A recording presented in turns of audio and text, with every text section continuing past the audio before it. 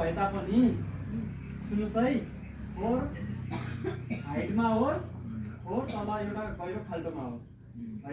हाइटमा के चल्छ त? हावा बढी चल्छ। तलको स्पेसमा के चल्छ? हावा चल्दैन। हो, अब के छ त? कुखुरा पुग्यो 32-33 दिनको या 28-29 दिनको।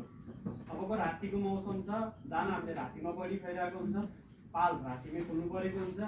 पाल अलि मिलेन त भोलि पाल त्यो बाहिरको हावाले सिधा कुखुरालाई हान्दाखेरि चिप्ने सुरुवात भयो।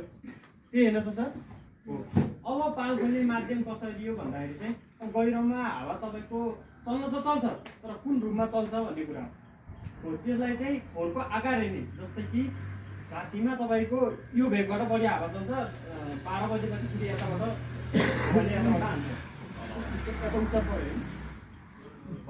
यस्तो भयो जस्तो बसी एउटा दक्षिण उत्तर पऱ्यो नि होइन। तपाईँको लगभग 11 बजेतिरको हावा जुन चलिरहेको हुन्छ नि, दक्षिणबाट हानिरहेको छ। जब बिहानतिर हावा लगभग 12-1 बजे आउँदाखेरि चाहिँ उत्तरबाट हानिरहेको हुन्छ।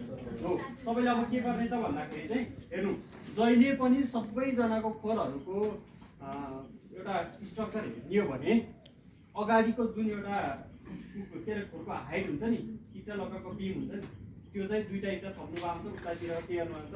3वटा इँटा थप्नु भएको हुन्छ उतापट्टिको भागमा है। सबैलाई थाहा नि होइन? हो। अब के छ त भन्दाखेरि चाहिँ जब यताबाट चल्ने हावाहरू छ, हाइटमा होस् डाउनमा होस्, हावा त लाग्छ होइन? हो।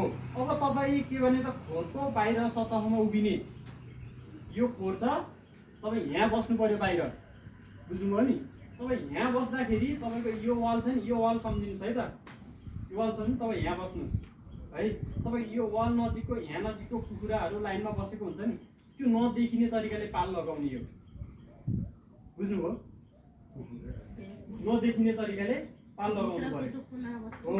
इनकेस तपाईँको बाहिरको यो वालको बिम नै ठुलो छ, त्यो वालले गर्दा नै कुखुरा देखिरहेको छ, त्यो देखिरहेको छैन भने पाल लगाउनै परेन, बुझ्नुभयो नि? यो खोरको स्ट्रक्चरको हाइट नै कम छ तर कुखुरा देखिरहेको छ भने चाहिँ यति नदेखिने तरिकाले के गर्दैन? पाल लगाउनु पर्यो भन्नुको अर्थ। त्यो जति हावा चलिरहेको हुन्छ बाहिरबाट यसरी हावा चल्दाखेरि त्यहाँ नजिक बसेको कुखुरालाई डाइरेक्टली के गर्ने त? हावाले टाउकोमा हान्ने हो।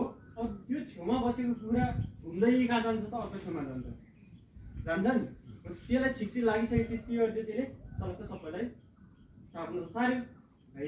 त्यो पाल लगाउँदाखेरि के गर्नु पर्यो त भन्दाखेरि चाहिँ तपाईँको यो वालमा त्यहाँको त बाहिर बस्ने यसरी यहाँ नजिक बसेर ठ्याक्कै हेर्दाखेरि यो ठ्याक्कै यहाँ नजिकको चल्लाहरू नदेखिने तरिकाले टाइटमा पाल लगाउने।